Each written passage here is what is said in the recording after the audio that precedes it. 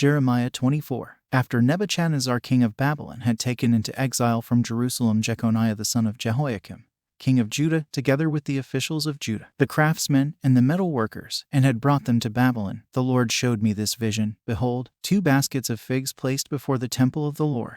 One basket had very good figs, like first-ripe figs, but the other basket had very bad figs that could not be eaten. And the Lord said to me, What do you see, Jeremiah? I said, Figs, the good figs very good, and the bad figs very bad, so bad that they cannot be eaten. Then the word of the Lord came to me. Thus says the Lord, the God of Israel, like these good figs, so I will regard as good the exiles from Judah, whom I have sent away from this place to the land of the Chaldeans. I will set my eyes on them for good, and I will bring them back to this land. I will build them up, and not tear them down. I will plant them, and not uproot them. I will give them a heart to know that I am the Lord. And they shall be my people, and I will be their God, for they shall return to me with their whole heart. But thus says the Lord, like the bad figs that are so bad they cannot be eaten, so will I treat Zedekiah the king of Judah, his officials, the remnant of Jerusalem who remain in this land, and those who dwell in the land of Egypt. I will make them a horror to all the kingdoms of the earth, to be a reproach, a byword, a taunt, and a curse in all the places where I shall drive them. And I will send sword, famine,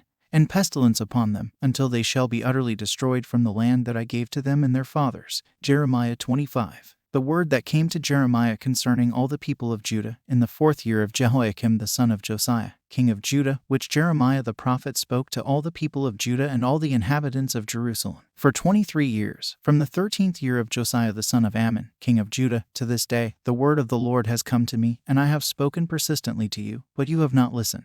You have neither listened nor inclined your ears to hear, although the Lord persistently sent to you all his servants the prophets, saying, Turn now, every one of you, from his evil way and evil deeds, and dwell upon the land that the Lord has given to you and your fathers from of old and forever. Do not go after other gods to serve and worship them, or provoke me to anger with the work of your hands. Then I will do you no harm. Yet you have not listened to me, declares the Lord, that you might provoke me to anger with the work of your hands to your own harm. Therefore thus says the Lord of hosts, because you have not obeyed my words, behold, I will send for all the tribes of the north, declares the Lord, and for Nebuchadnezzar the king of Babylon, my servant, and I will bring them against this land and its inhabitants, and against all these surrounding nations. I will devote them to destruction and make them a horror, a hissing, and an everlasting desolation.